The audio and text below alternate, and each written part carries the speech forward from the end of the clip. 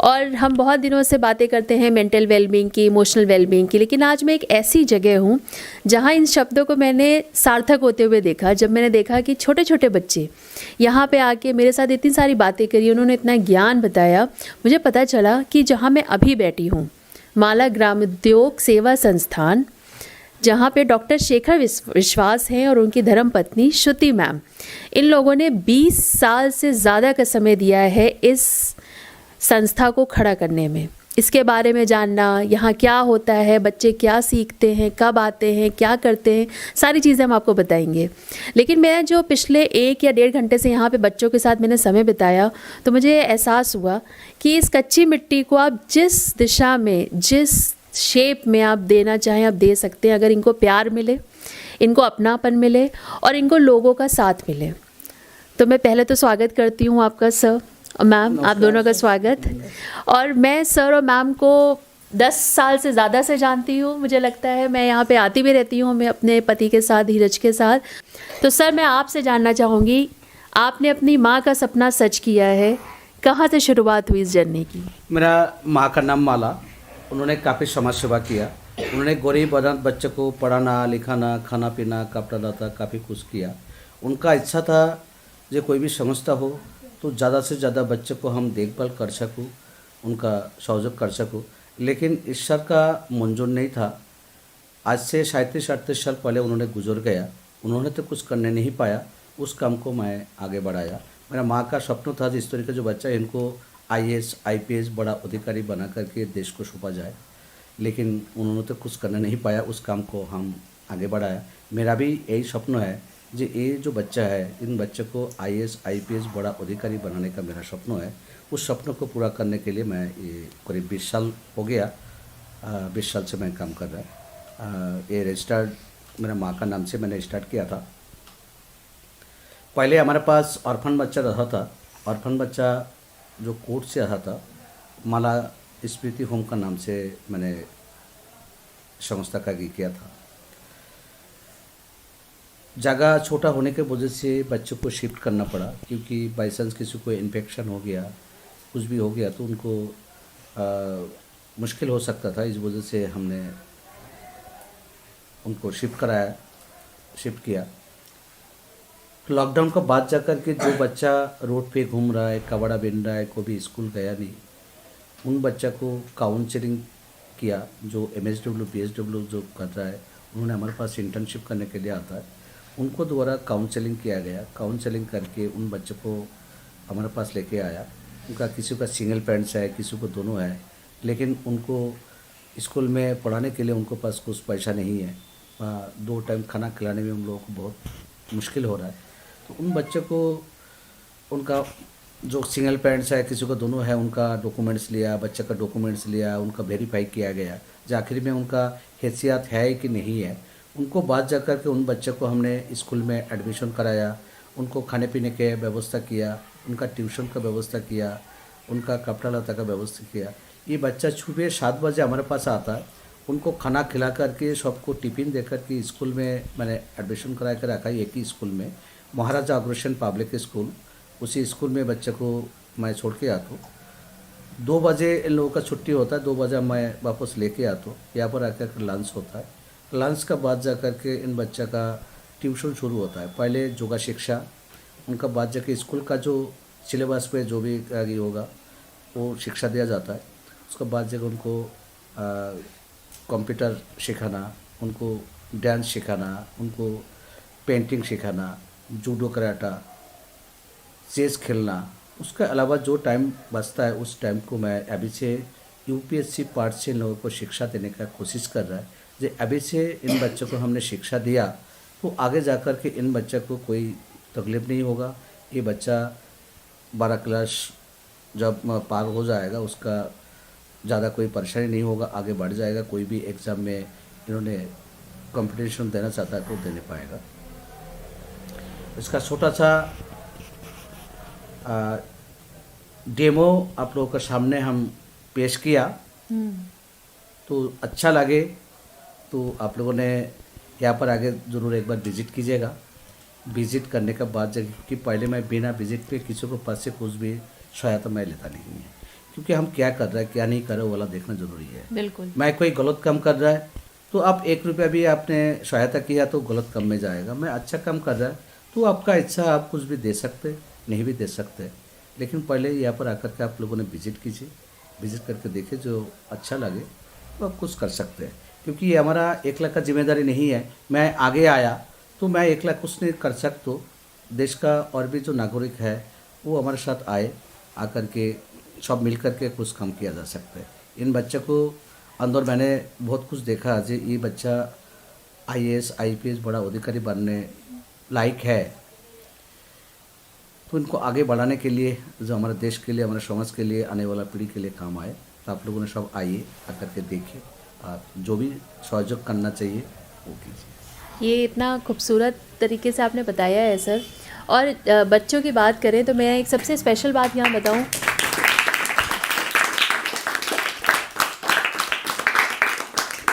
और मैं सबसे स्पेशल बात बताऊं कि सिर्फ काम करना या काम को दर्शाने से ज़्यादा ज़रूरी है उसको महसूस करना। और मैं इस पॉडकास्ट में स्पेशली चाहती थी कि मैम आए यहाँ पर। मैंने 10 साल से देखा है, ममता एक ऐसी चीज़ है जो हर किसी इमोशंस के ऊपर आ जाती है। मैंने आज छोटे बच्चों को देखा है जो आज बड़े हो गए हैं, इसमें थे भी 1-2 बच्चे, आपने इतने प्यार से उन्हें रखा है।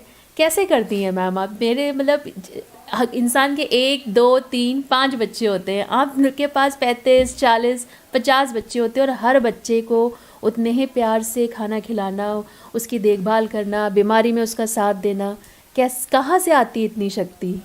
अपना पे ही आ जाते हैं क्योंकि या तो हमारे बच्चे जैसे 1-2 बच्चे होता है वो लोग बात नहीं सुनते हैं, और ये बच्चे हैं जैसी हम कहते वैसी या तो ये लोग सुन लेते हैं, इसीलिए इन लोग के साथ आसानी से हम तो कपट कर सकते हैं।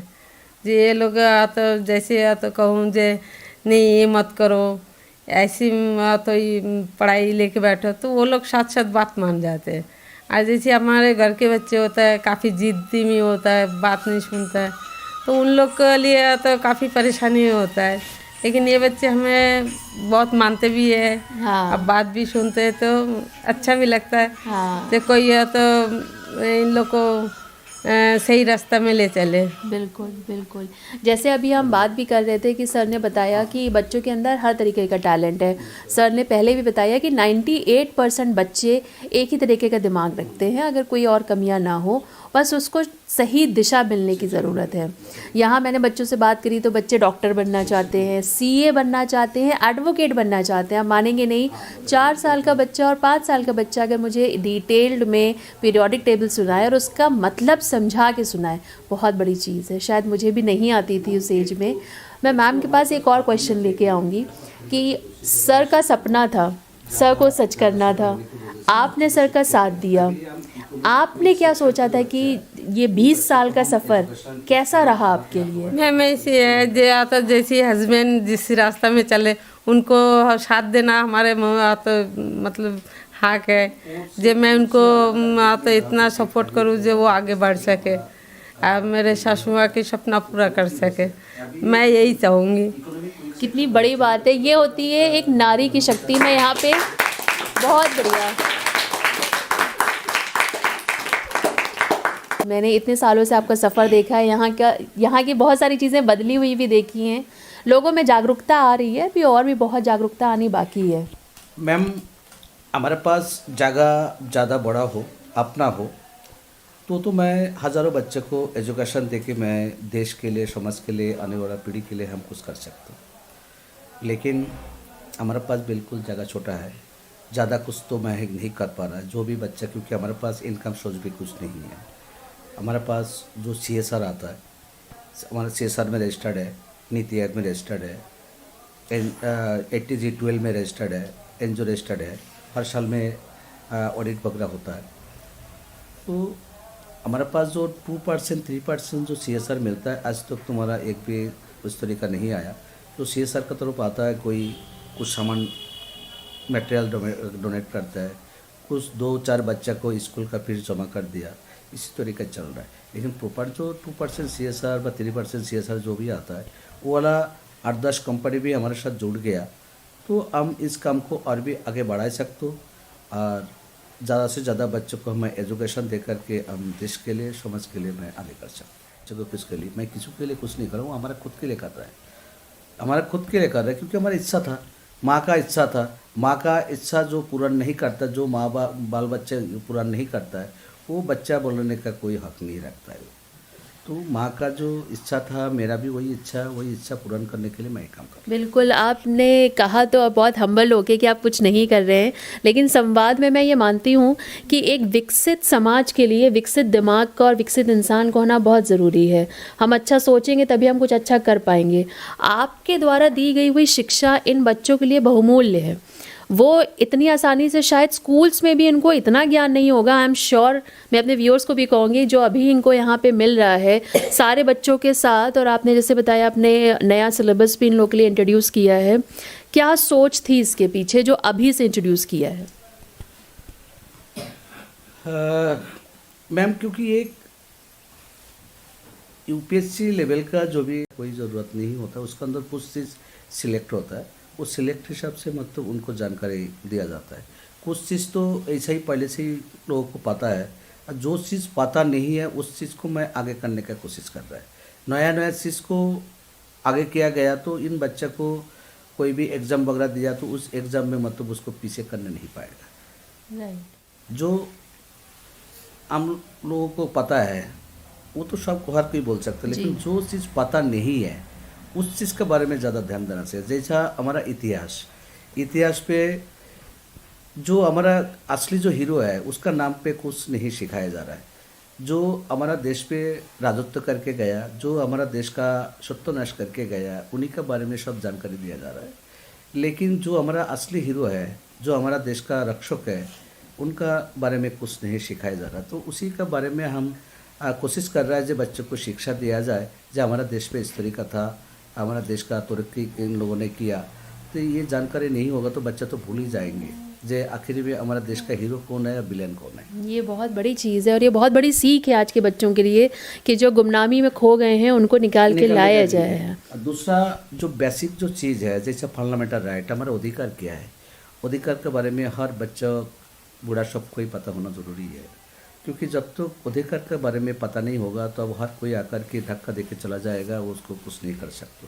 जब हमारा अधिकार के बारे में पता होगा, जैसा अभी बीएनएसएस धारा, पॉक्सो एक्ट, संविधान, ये सब के बारे में पता होगा तो हर कोई आकर के आपको कुछ बोलने का पहले 2 बार सोचना पड़ेगा। और मैं चाहता हूँ ये सब पूरा डिटेल से लोगों को जानकारी मिले, जो आगे जा कर के लोगों को किसी को आगे हाथ नहीं फेंकना पड़े, किसी को आगे देखना नहीं पड़े, वो अपना आप खड़ा हो। बिल्कुल, ये कितनी इम्पॉर्टेंट भी चीज़ है। जैसे हम संवाद में अवेयरनेस की बात करते हैं, जागरूकता लाना हर उस चीज़ के बारे में जिसके बारे में लोग झिझकते हैं बात करना, लेकिन वो समझ, इनकी समझ से समाज की समझ कितनी बदलेगी ये मैं अभी देख पा रही हूँ कि आपका विजन इतना बड़ा है। बहुत बड़ी चीज़ है सर आप जो कर रहे हैं उसका विजन। मेरा कोशिश यही है कि इन बच्चों को कैसे करके मैं सिखाऊँ, क्योंकि अभी हो सके किसी को लगता है रटा हुआ है, लेकिन रटने के बाद ही उसको पूरा डिटेल से बताया जा सकता है। बिना रट के कोई डिटेल से बताना नामुमकिन होता है। अभी तो रटना की हो रहा है, लेकिन आगे जाकर के ये बच्चा ऐसा प्लॉट बनेंगे जो कोई भी जगह दे दो वो काट के चला जाएंगे, काट देगा। तो अभी से मैं कोशिश कर रहा है बच्चा कैसे भी करके ये आगे बढ़ जाए। नहीं, हमारी तरफ से भी तो कोशिश पूरी यही है कि हम ज़्यादा से ज़्यादा आपका मैसेज आगे लेके जाएं। लेकिन मैं एक क्वेश्चन मैम से ज़रूर पूछूंगी यहाँ पे। मैंने मैम को पिछले 10 साल से ऐसा ही देखा है, क्या राज है, आप कितना काम करते हैं? आप मुझे 10 साल पहले जैसे दिखे थे, मैं 2015 में आई थी शायद पहली बार यहाँ पर, और 2025 में हम बैठे हैं जो जाने वाला है बहुत जल्द। लेकिन मैम ने अपने आप को पूरा मेंटेन किया है। तो इतना काम पड़ता है या बच्चों का प्यार आपको इतना जवान रखे हुए है? शायद भगवान ने ये चाहते थे बच्चे को बहुत ही ज़्यादा मतलब काम के कोई नहीं पड़े, ढीला ना पड़े, जे स्वस्थ रखना उनकी मजबूरी है। भगवान का मजबूरी है जो स्वस्थ रखेंगे शायद बच्चों को सही से उन्होंने ध्यान रख पाएंगे। नहीं, लेकिन मैं एक चीज़ इसमें बस एक लास्ट क्वेश्चन ही पूछूंगी कि हम यहाँ पे मेंटल हेल्थ की बात करते हैं सर संवाद में, कितना ज़रूरी है। फिज़िकली तो आपको अपना ध्यान रखना ही है, बट आपका जो मानसिक स्वास्थ्य है जिसमें मैं देख पा रही हूँ सर ने इतने अच्छे से उसे मेंटेन किया हुआ है, उनका विजन इतना क्लियर है कि मुझे ये करना है, ऐसे करना है, और लोगों से मदद लेने में भी उनका विजन क्लियर है कि मुझे ऐसे नहीं चाहिए कि आप कुछ भी भेजो, आप आओ, देखो, समझो। इसके लिए हमारे व्यूअर्स को सर आप कुछ टिप्स दीजिए कि अपना ध्यान रखना, अपनी मेंटल हेल्थ का ध्यान रखना इन सारी तरीक़ों से, बच्चों से मिलके, बच्चों को सिखा के, और क्या क्या तरीके हैं वो कर सकते हैं ऐसे अपने एक्सपीरियंस से। मैम, बच्चों को एक तो मोबाइल से दूर रखना है, जो इंटरनेट है उनसे दूर रखना है, एक माहौल तैयार करना है, उस माहौल में बच्चों को पढ़ाया जाए प्यार से, उनको डांट के, उनको मारपीट करके बच्चों को कुछ नहीं सिखाया जाता है, उनका और भी मेमोरी के ऊपर ज़्यादा बुरा असर पड़ता है। इनको खेल खेल में सिखाया जाए, खेल खेल में सिखाया जाए तो जाकर के बच्चा आगे ये कर सकते हैं, बढ़ सकते हैं, मेमोरी को स्टोर करके रख सकते हैं और मेमोरी को आगे बढ़ा सकते हैं। क्योंकि ये सब मेमोरी तो जैसा मरीचिका है जो जंग लगा रहता है, जंग लगा पड़ा हुआ है, क्योंकि कभी स्कूल गया नहीं। तो इसको जब तक हम पत्थर में घसेंगे नहीं तब तक मतलब वो जंग नहीं जाएगा। जब तक हम इस तरीका बच्चों को सिखा रहा है, और रोज़ाना मेमोरी को एक्सरसाइज कीजिए, रोज़ाना एक्सरसाइज आपको करना पड़ेगा, तो जाकर के बच्चा आगे बढ़ेगा, बच्चा कुछ सीख नहीं पाएगा, और वो जो सीखेगा वो हमेशा के लिए मतलब स्टोर रहेगा, वो आगे जाकर के मतलब वो बोलेंगे नहीं। आप इतने बच्चों को खाना खिलाते कैसे हैं, क्या राज है, ये कैसे बैठ जाते हैं, सब्जियां वगैरह खा लेते हैं ये बच्चे छोटे छोटे? हाँ, जो भी बनाती हूँ सब आराम से मन से खाते हैं। या तो कोई भी या तो ये मना नहीं करते मैं नहीं खाऊंगी, हाँ, कोई मना करता है तो उसको प्यार से समझा भी देते हैं, या तो ये खाने से तुम्हें हेल्थ में सही मिले। तो इसीलिए बच्चे भी या तो जिद नहीं करते। जैसे दाल बनाती हूँ, सब्जी बनाती हूँ, तो वो आराम से खा लेते हैं। अभी के टाइम में हमारा कुछ कंप्यूटर जो है, कंप्यूटर लैपटॉप का ज़रूरत है, कुछ लैब के लिए जो साइंस लैब के लिए, साइंस लैब हाँ। के लिए हमारा कुछ ज़रूरत है, क्योंकि एक तो जगह छोटा पड़ेगा, एक जगह के अंदर बहुत मुश्किल हो रहा है। फिर भी कुछ कंप्यूटर वगैरह हमारा ज़रूरत है, और कुछ बड़ा जो फ्रिज है, एक तो फ्रिज हमारा ज़रूरत है, जो कि हम बच्चे को जो भी खाना जो सब्जी वगैरह दूसरा जो चीज़ स्टोर के लिए हो स्टोर के जाए, लिए मतलब हाँ। वो रख सकते। सर से और मैम हमेशा से मुझे इनसे बहुत इंस्पिरेशन मिलती है। मैं यहाँ आती हूँ, बच्चों से मिलना, मैम से मिलना, सर से मिलना, और उनकी बातें सुनना, उनका विजन देखना कि हाँ ये सपना सच हो रहा है। आपने बहुत मेहनत करी है सर, मुझे पता है आपका सफ़र कैसा रहा है, उतार चढ़ाव आते हैं, लेकिन आपकी मुस्कान रही हमेशा। शुरू में जब ऑर्फन बच्चा हमारे पास कोर्ट से आया था, उस टाइम कोई 1 किलो आटा भी मेरे को मुहैया नहीं कराया। मैं 30 किलोमीटर 35 किलोमीटर पैदल पैदल चलता था, मेरे पास कोई गाड़ी घोड़ा कुछ नहीं था। 30-35 किलोमीटर मैं पैदल पैदल चलता था, इस कंपनी में, उस कंपनी में, इसको पास उसको पास, लेकिन किसी ने हमारा बात कोई नहीं सुनता। ऐसा चलते चलते चलते चलते धीरे धीरे धीरे लोग जब जानने लगा, उस टाइम तुम्हारा थोड़ा बहुत करके जो खाने पीने का ये है उसी से तुम्हारा मदद करने लगा, और तब से आज तक धीरे धीरे जा कर के लोग सब जानने लगा। नहीं, अब बहुत जागरूकता आ गई और बहुत जागरूकता आनी बाकी है अभी, तो आपका सपना सच ज़रूर होगा। हम सब हर तरीके से साथ हैं आपके सपने को सच करने में। इन बच्चों के लिए मैं सिर्फ इतना ही संदेश है कि पॉडकास्ट सिर्फ पॉडकास्ट नहीं है, कहानी है जो हमने सुनी है और अब हमें समझनी है। और सर के साथ, मैम के साथ आप लोग कनेक्ट करिए। मैं अपनी सारी डिटेल्स अपने इंस्टाग्राम हैंडल, यूट्यूब सब जगह पे शेयर भी करूँगी। यहाँ पे आकर विज़िट करके, बच्चों से मिलके, सर मैम से मिलके, इनका नंबर भी मैं शेयर करूँगी अपने आपके साथ। कोशिश करिए कि टाइम निकालें। मुझे पता है कि व्यस्तता बहुत होती है, लोग बहुत बिज़ी रहते हैं, लेकिन कुछ खास करने के लिए कुछ खास टाइम निकालना पड़ता है। तो जैसे संवाद में हम बात करते हैं कि मेंटल हेल्थ अपना ध्यान रखिए, तो ध्यान रखने का एक तरीका ये भी है। आप उनसे कैसे कनेक्ट कर सकते हो और उनको किस तरीके की मदद की ज़रूरत है, सर आप ब्रीफ कर दीजिए। मेरा कॉन्टैक्ट नंबर 9717432007, ये मेरा मोबाइल नंबर। इस नंबर पे आप लोगों ने संपर्क कर सकते हैं। और यहाँ पर जब तक आप लोगों ने नहीं आएंगे व किसी को भेजेंगे नहीं, तब तक हम कोई भी मदद लेने के लिए मैं आपको नहीं बोलूँगा, क्योंकि बिना देख के, बिना सोच के कोई भी मदद देना ये गुनाह है, और गुनाह का काम मैं नहीं कर सकता।